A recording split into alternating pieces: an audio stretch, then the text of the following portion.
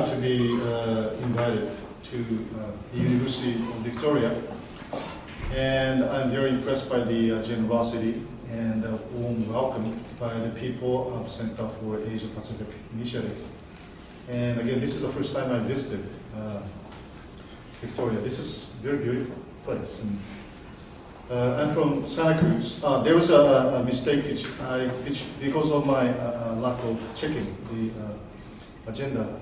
I'm a professor at the University of California, Santa Cruz. And for any reason that you try to check Google and University of Santa Cruz, there is no such university. So because of my mistake, I just want to make a correction about my affiliation. Now,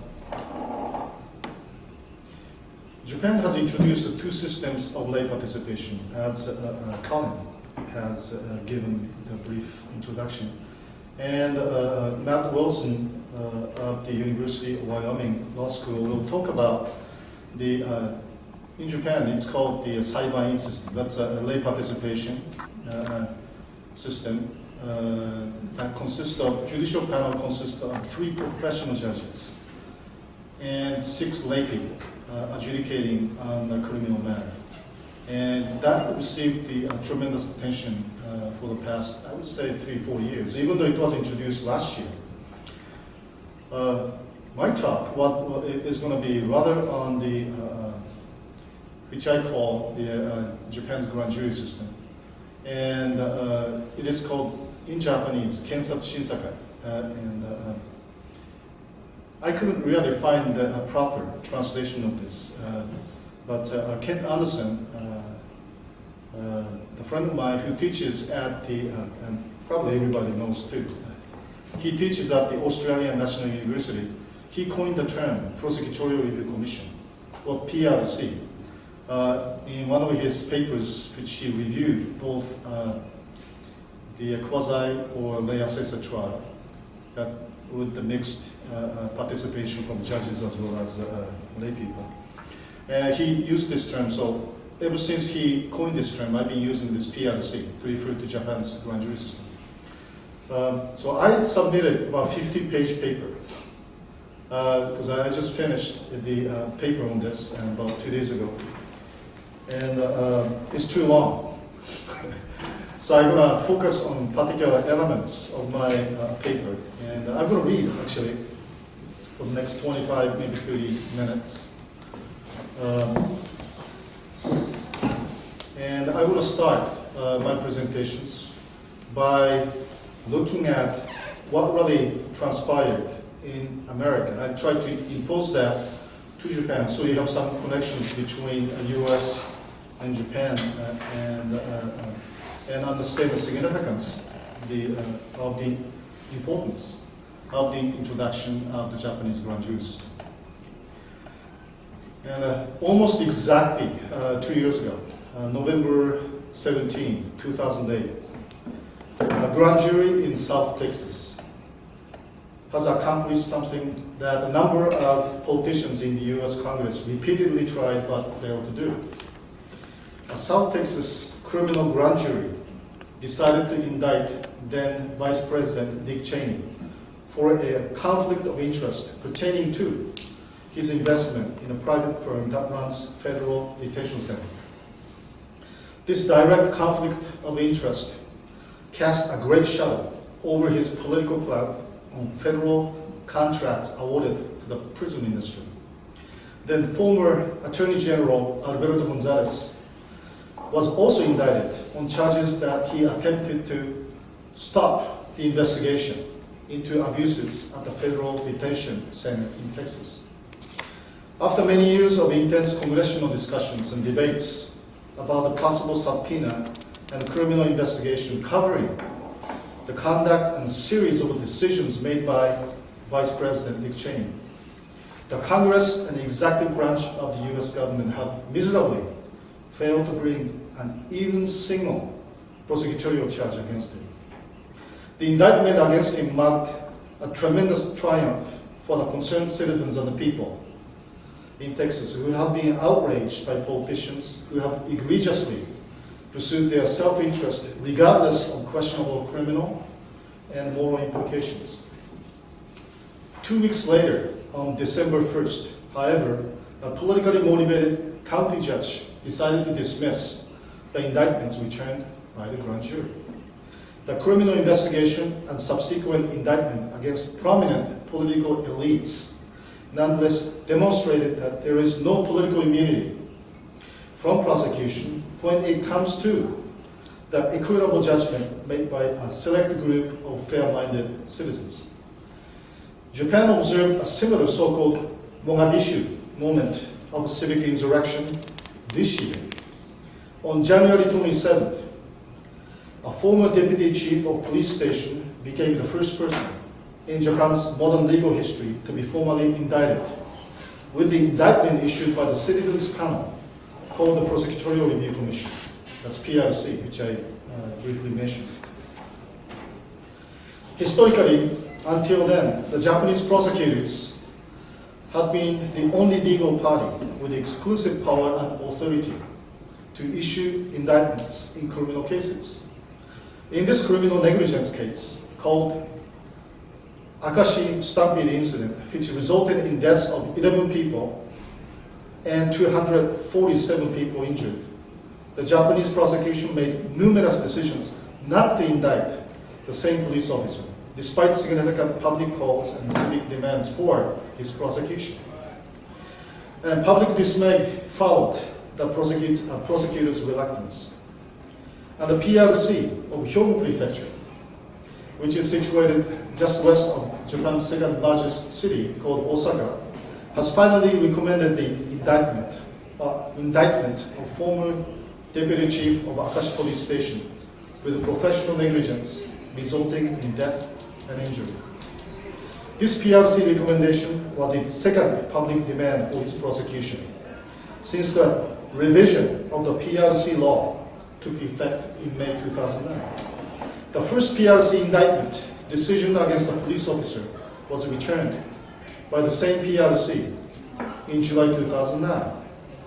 Better yet, last month, the Ichiro Ozawa, Japan's powerhouse equivalent of Dick Cheney in American political scenes, was indicted by the PRC over falsified reports from his political fund management body.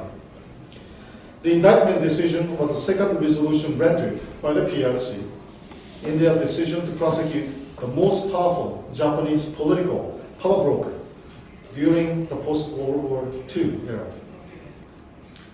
According to their new PRC law implemented in May 2009, the second PRC recommendation for prosecution carries legally binding authority, thereby promoting the formal criminal prosecution of a suspect or defendant whom the Japanese prosecutor previously decided not to prosecute. In other words, PRC has emerged as a popular legal institution with the power to both critically challenge the prosecutor's non-indictment decision and reverse the governmental judgment in criminal matters. The refusal of the government to facilitate the rightful prosecution of a select group of the privileged elites, despite their egregious conduct's detriment to the shared interest of broader public citizenry, has been well documented throughout Japan's modern history. Even today, unethical conduct and or outright illegal activities by high-ranking government officers have not been subjected to prosecutorial scrutiny, indictment, or trial. Similarly, police officers and prosecutors have not been properly prosecuted for the lengthy detention of innocent civilians and the use of physical and psychological torture during the interrogation. So my presentation examines that the new binding power bestowed upon the PRC's deliberative decisions can exert a significant authority over and insert public sentiments and equity judgments into the prosecutorial decisions on politically contested cases or controversial issues that have the potential to affect the wider public interest. So first part of my presentation examines the history of PRC, reviews its power to examine the propriety of the prosecutor's no-indictment decision and reveals the important civic function it performs in interweaving public voices into the deliberation of criminal cases. The second part of my presentation examines and proposes the future strategies to further promote the public interest in criminal matters. So first let me talk about the evolution of the PRC. Throughout the joint collaborative work of the Japanese government and allied forces, represented by the US government immediately after World War II, the Civilian Review Commission was established by the passage of the PRC law in 1948. The PRC is a Japanese version of American-style grand jury system. As a leader of the Office of the Supreme Commander for the Allied Forces, abbreviated as SCAP, the General Douglas MacArthur saw the grand jury as an important democratic institution for engaging the public. With the American influence on its creation, the PRC became a hybrid institution, adopting the American civil and grand jury systems into a Japanese culture and its legal context. This legal system becomes similar to that of American civil grand jury in examining and inspecting the proper functioning of local public offices, including the prosecutor's office, the police department, and local jails. Also similar to US criminal grand jury, the PRC has an influence on decision to indict. A total of 201 commissions were then established in each of Japan's 50 district court jurisdictions. The principal function of the commission is to empanel a group of randomly chosen Japanese citizens to examine and review a public prosecutor's exercise of discretion in decisions not to indict, not to bring indictment charges against possible violators of the law. Given the fact nearly 100% all indictments lead to conviction in Japan, the Commission's ex post facto examination of appropriateness of non-prosecution decisions is quite important in checking the prosecutorial abuse of power. The near-perfect conviction of all indicted cases also suggests that abuse of prosecutorial power potentially lies in their discretion in decisions not to prosecute potential suspects or criminals. The Commission investigates cases behind closed doors. They have the power to summon petitioners. They have the power to summon petitioners, their proxies and witnesses for examination, question prosecutors, ask them for additional information when necessary, and seek special expert advice on a given case. The investigative function only begins after a public complaint filed against a decision by the prosecution not to indict. In other words, individuals or civic organizations in the public sectors are empowered to launch a first strike against the prosecution in the assessment of the propriety of its decision in criminal matters. After assessing and deliberating on the case, Commission then submits one of three recommendations. The first recommendation is non-indictment is proper. The second recommendation is non-indictment is improper. The third recommendation is indictment is proper. A simple majority is needed for either of the first two resolutions, while a special majority of at least 8 of the 11 votes is needed to pass a third resolution. The Commission then delivers a written recommendation to the prosecutor's office. In the past, because the prosecutor's office was the only institution with power to issue an indictment, the PRC recommendations were regarded as merely advisory. But this limited legal authority was finally enlarged by the 2004 PRC Act, which made the PRC decision legally binding.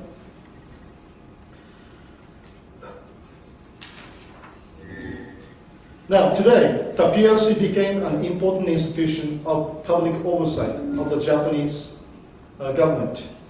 The latest example can be seen in the indictment for the prosecution of the political power broker Ichiro Ozawa. The Tokyo PRC returned the second indictment decision against Ichiro Ozawa in a case involving illegal financial records in the 2004 and 2005 reports of his fundraising organization called Rikuzankai. Specifically, 400 million yen loaned by Ozawa to Rikuzankai was illegally used to purchase land in Setagaya ward of Tokyo. Ozawa is undoubtedly one of the most influential power brokers behind Japanese political scenes.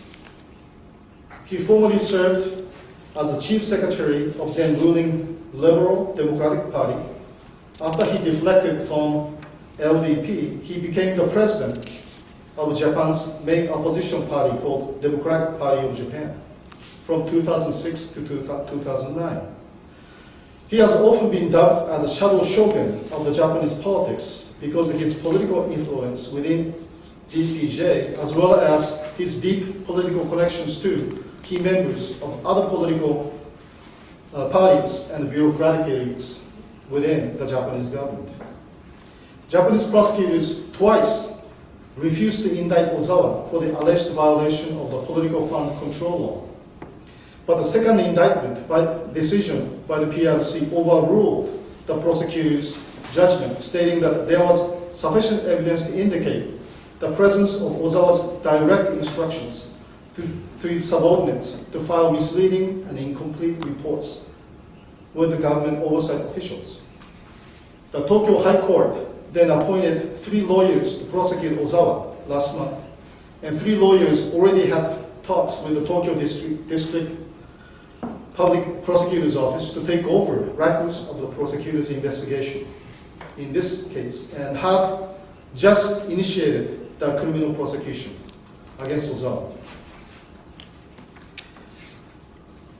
Now, I would like to talk about political utilization of this PRC in initiating the public scrutiny of corporate malfeasance as well as government misfeasance. And I also extend the PRC jurisdiction of crimes committed by non-Japanese residents, namely US military personnel. And that's the areas which I have been examining for the past year. And before I came to University of Victoria this morning, I just completed 2 large surveys which were conducted from November 15th through November 17th in Japan. And that's, this national survey examined the people's perceptions about PRC in Japan, as well as potential prosecution of crimes committed by US military personnel in Japan. And I was looking at some data, just I opened up this morning in SPSS. And I found out the large majority of Japanese, randomly select Japanese residents, actually support the possible prosecution of the crimes committed by military personnel in Japan. And the PRC, the political use being also approved by the majority of the people being contacted. The PRC should be used to further prosecute the crimes committed by the US servicemen in Japan. Now, according to the latest Japanese government report, from 1952 to 2004, for over half a century, American military personnel in Japan have committed or caused accidents in a total of 201,481 cases that resulted in the death of 1,076 civilians. This figure failed to include military crimes in Okinawa from 1945 to 1972, during which Okinawa virtually remained a US military colony.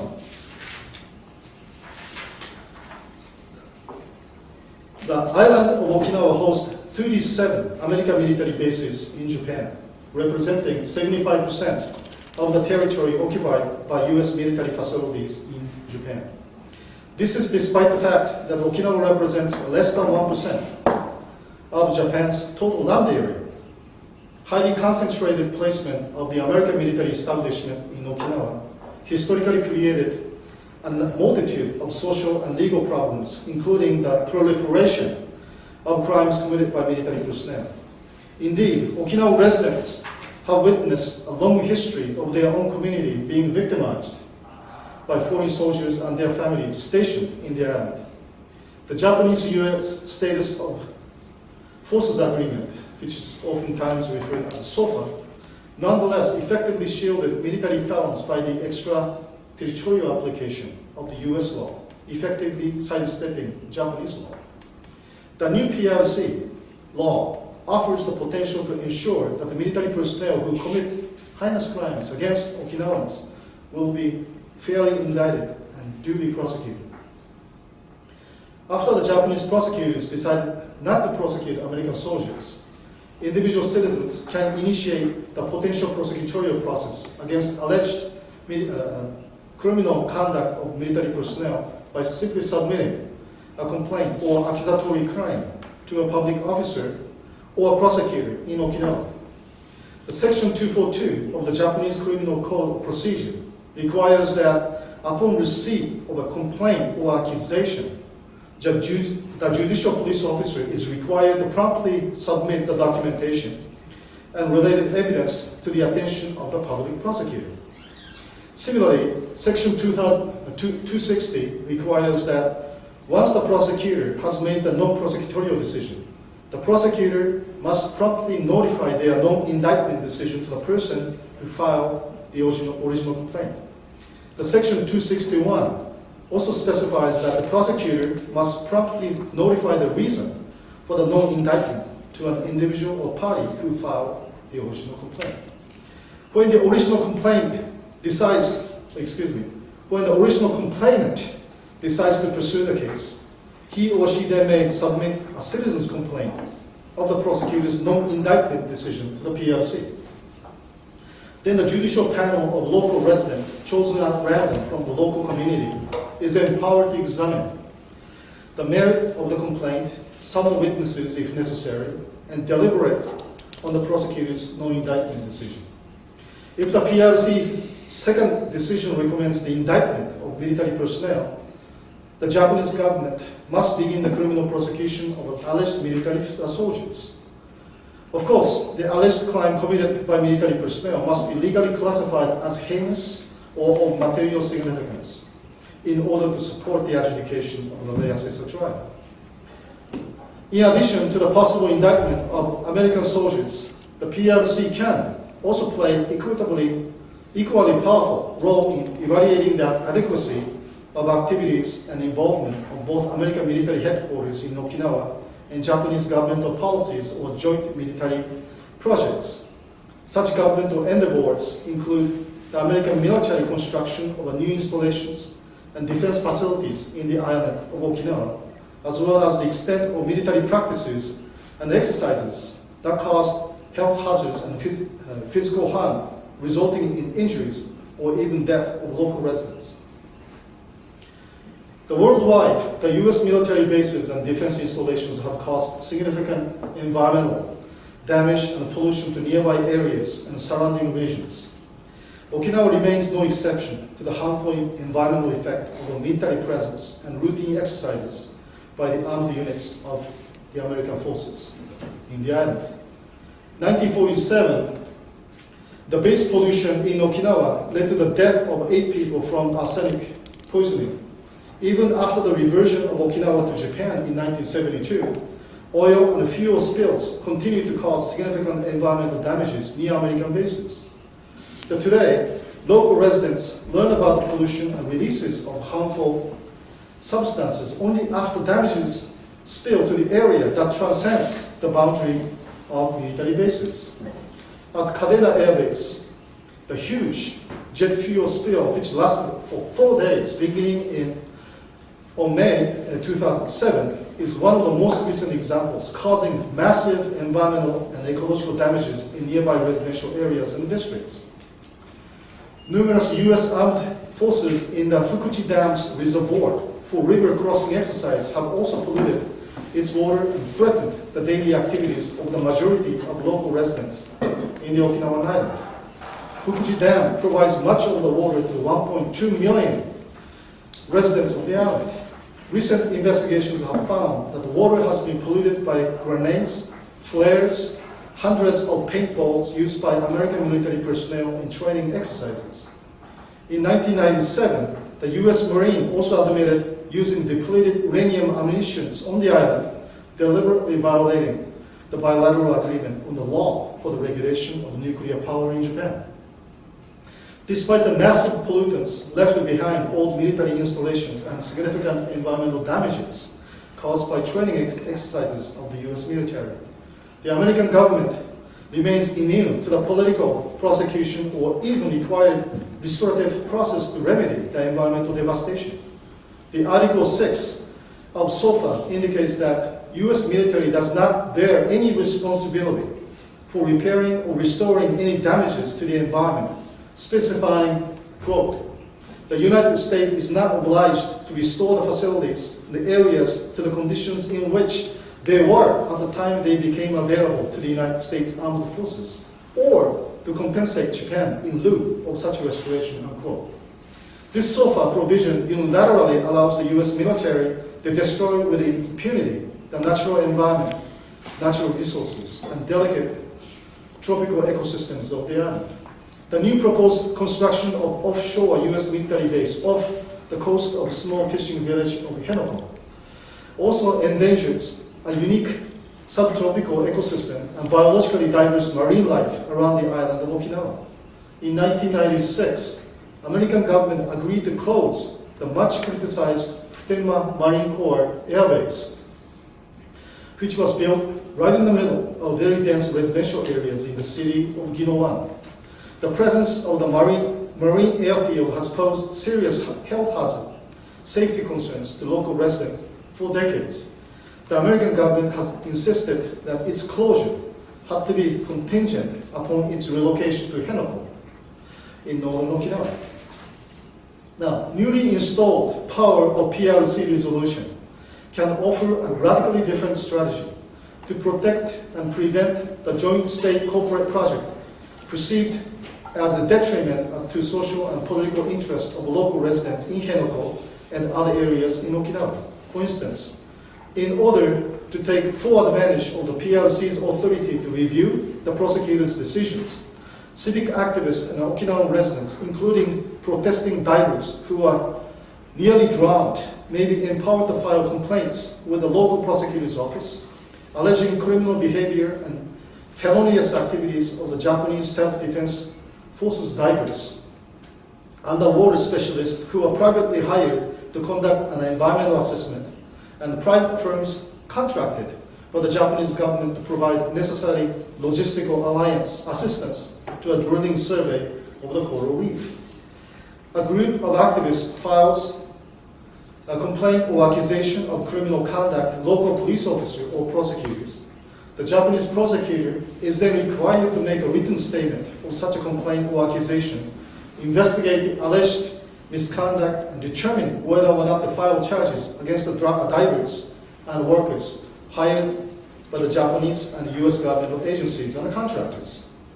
The politically motivated prosecutors may end up rejecting such arguments and return a non-indictment decision. The citizen's complaint then may be submitted to the PRC for reconsideration of the non-prosecutorial decision.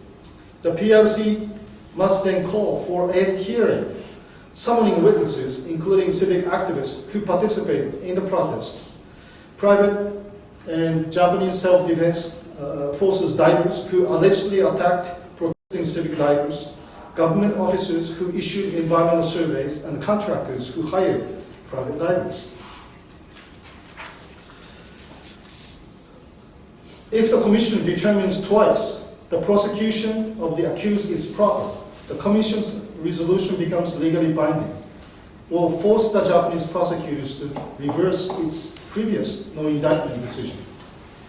The second recommendation also forces the prosecutor to begin the formal criminal prosecution against both government and private divers and other relevant agencies, including private firms that provided logistical assistance to underwater environmental surveys. In this case of the forced indictment, Japanese prosecutors were required to work collaboratively with court-appointed lawyers for supplementary investigations. On the basis of investigative materials and information, the lay assessors can then try a suspected party indicted under the false indictment system and make a final determination on the charges of serious crimes. It may be a long, arduous path to protect Okinawans and their environment, but it is the effective legal avenue available to fight the joint state corporate efforts to keep Okinawa a militarized neo-colony.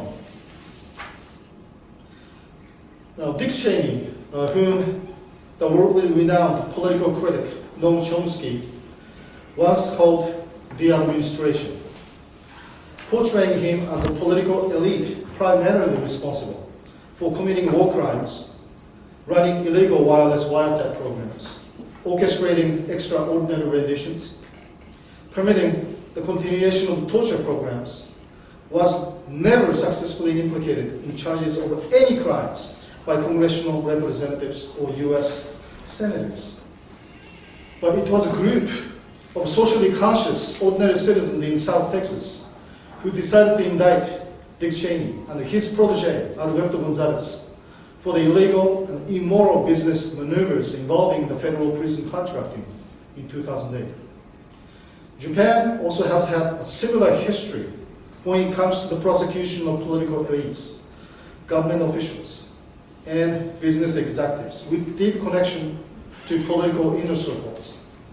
The Civic panel of 11 residents has successfully indicted former DPJ President Ichiro Ozawa, dubbed as the shogun or shadow shogun of the Japanese politics. In this case, Japanese public prosecutors repeatedly decided not to prosecute him, despite a public outcry and a strong public demand for his prosecution. Finally, civic complaint filed by concerned citizens to the PRC initiated a public hearing, and the PRC was able to review the incidents and issue the indictment. I have proposed new strategies for the PRC to function as an effective oversight institution over governmental decisions and activities in Japan. And today's PRC, with the legally binding power in its deliberative decision, offers the great potential to ensure that the military personnel and Japanese government officials will be fairly indicted and duly prosecuted. The PRC's legally binding resolution becomes an important channel through which ordinary people's moral sentiments, their sense of justice, fairness, and accountability will be expressed and articulated and reflected in the deliberation of criminal cases. Do you have any questions? Should I ask that question? I will hear about the other jury system next. If that's okay. Unless anybody has any immediate questions they'd like to... Could I get in one quick question? You know, there have been, as I'm sure you're aware, many instances in the United States where the prosecutor has manipulated the grand jury and used it for political purposes. Right. So my problem is, quid custodians, who guards the guardians? Who guards that the PRC doesn't abuse its powers? Do you put your full faith in the jury, in the citizens, or is there some other protections that have to be built in to prevent abuse? That's a good question, great question. But before answering your question directly, Yeah. I just want to review, maybe a quick review of the American grand jury system, because what people think, whenever they hear grand jury, they always imagine it's a criminal grand jury. But there is actually two grand juries. Like, for example, in the state of California, we have a civil grand jury. And that's very different from criminal grand jury. Criminal grand jury is the prosecutors will present the information, and there is no presence of whoever being accused and his or her attorney. It's just prosecutorial evidence being presented. And the grand jury in the state of California or in the US, anywhere from 19 to 23 people who are randomly chosen from the community will make a decision whether to issue indictment or not to issue the indictment. So it's a criminal grand jury. The civil grand jury is a little bit different. And that's the system that we have in the state of California. We have 58 counties, so we have 58 civil grand juries. And the function is to examine the civic complaints being filed.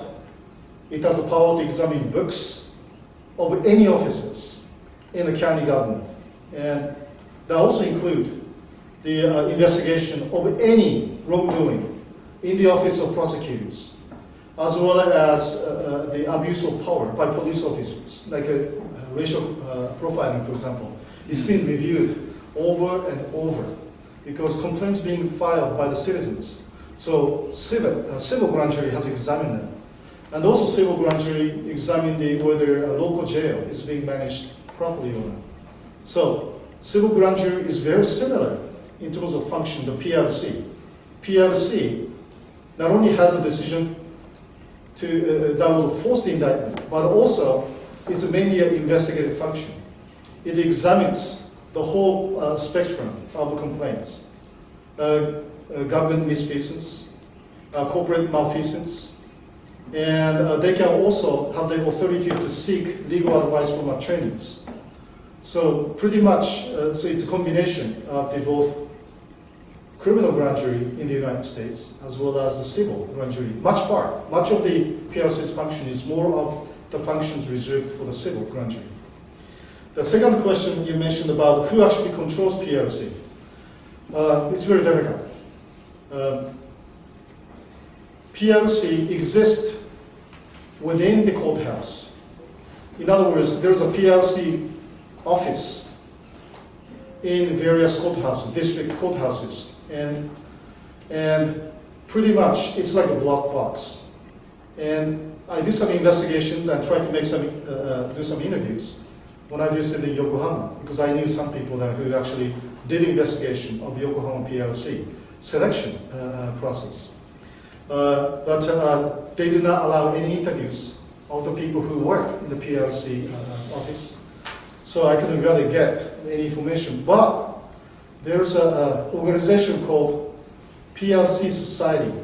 That is, there are more than 500,000 Japanese people have served as members of PRC so far.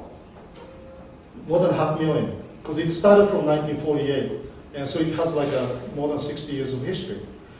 And the reason this society was established was by the fact that those people who really participated in deliberation really was very impressed of their duties and significance of the works that they engaged. So they decided to create this society. And there are 47 PRC societies. In other words, in each prefecture, there's a PRC society. So that shows you the extent that those people, they have to serve 6 months. It's not like lay assessors or the jurors who serve only for the single trial. They serve for the duration of 6 months. And so the PRC office has a total control over how those jurors are being selected. But they also have to follow law. That means selection has to be at random. So I'm not sure whether it's being carried out or not carried out, because there's no way you can really look into how it's being done. But nevertheless, they are mandated that really they have to engage in a random selection. So it's under the hands of PRC office, and which is also part of the courthouse. So judiciary has a control over the functioning and also funding of PRC system in Japan. I'm not sure whether I answered your question or not. That's very helpful. Thank you. Okay. Well, since we're having that discussion, I might as well continue on.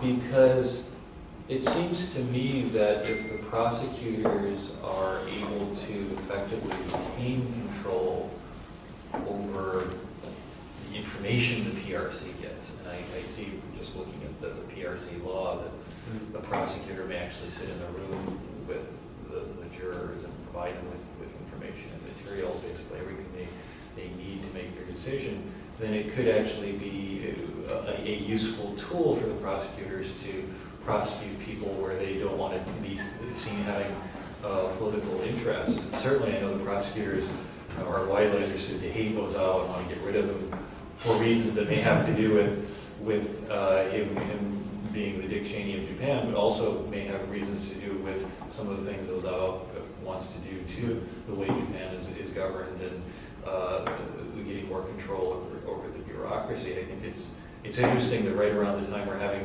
this debate, the Ministry of Justice has come out with this opinion that I guess there's a constitutional debate over whether a sitting prime minister can be prosecuted in the Ministry of Japan. The Ministry of Justice has recently come out and said, well, if the PRC decides to prosecute him, then it's okay, and that this is happening right about the time where there's a prospect of an Ozawa prime ministership. So that's sort of my cynical view on whether it's actually going to function that way, or whether it will just be another route for the prosecutors to get to people aid. My understanding of how the deliberation actually happens, it has to be actually 11 people by themselves, but they can always ask for legal advice. But the prosecutors or any judges cannot be part of the deliberation with all 11 randomly chosen citizens. But they usually ask for public or expert opinions for the prosecutors. They actually ask the PRC staff to obtain legal advice, and they usually bring in prosecutors, sometimes the judges, to explain the legal issues. But deliberation itself has to take place within the group of 11 people. That's true. But couldn't the prosecutors just set it up so that they issue the don't prosecute decision, but make sure that the prosecutor who is called in for legal advice goes, oh well, yeah, I don't know why they didn't prosecute. No, this is clearly a violation, and whoever decided not to prosecute made a mistake. Certainly, there might be some avenues through which prosecutors or political influence can be clipped into the deliberation. But I just want to give you the statistics. The indictment decision is less than like 0.5% of all the cases being deliberated. Overwhelming majority of them, PRC agree with the prosecutorial non-indictment decisions. So it's very rare that the PRC decides that whoever, the person that being examined in the deliberation, and they make a decision that that person, for example, should be indicted. It's very rare. It's less than 1%, like 0.5%. I don't have the statistics. I didn't put it in here.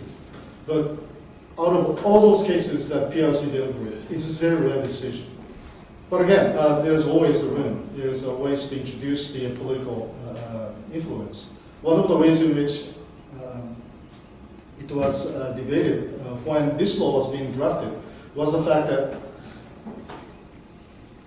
PRC has the power to request for information from legal. There was a legal advisor being actually now being set aside, along with the PRC members.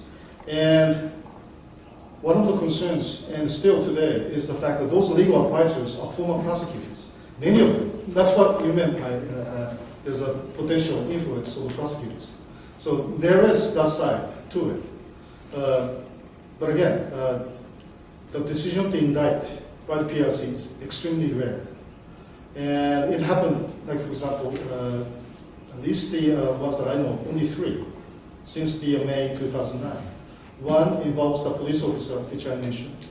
And second one was indictment of 3 past presidents of JR West, Japan Railway West. That's one of the most powerful Japanese corporations. But in the derailment accident that killed like more than 150 people in the Fukushima the derailment accident. PRC has decided that to indict the 3 past presidents of this particular company, and Ozawa Ichiro is the 3rd. So it's very rare. It's very rare that they make this decision. Well, the question I had actually on the JR West type of situation is, given how vaguely Japanese criminal statutes are generally drafted, and given the near 100% conviction rate, is there not a danger that the system could also turn into one where there's an accident and there's great public anger, and somebody needs to, there's this just public view that somebody needs to be punished, even though no clear crime has taken place. I've just got sort of the Western view. I don't know what prosecuting the past presidents of J.R. West for a train accident really does, that there's actual criminal behavior, identifiable criminal behavior there on the part of any of them, but the accident created such an outcry that, is that a proper route for punishing people? I just wanted to reply to your question that the second decision of that Prosecutorial Review Commission in the Ozawa case specifically mentioned that they are not judging about the prosecution based upon the likelihood of the convictions. They wanted to press judges against the defendant in order to make the judges decide whether there was a crime committed or not.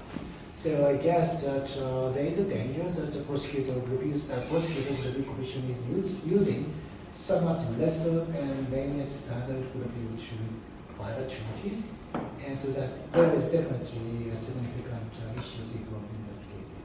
And I just wanted to add that Ozawa is now challenging filing an administrative suit against the prosecutions, insisting upon the procedural irregularities leading to the prosecutions.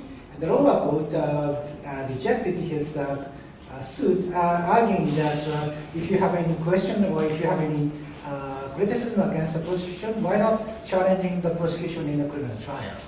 But the overwhelming majority of the administrative scholars believe that the decisions to indict is triggered by the decision of the Prosecutorial Review Commissions, so that decision must be regarded as an administrative order, so that could be challenged by the revocation suit. So there's nothing wrong with Ozawa to challenge the prosecution based upon the procedural irregularities under the Administrative Case Litigation Act.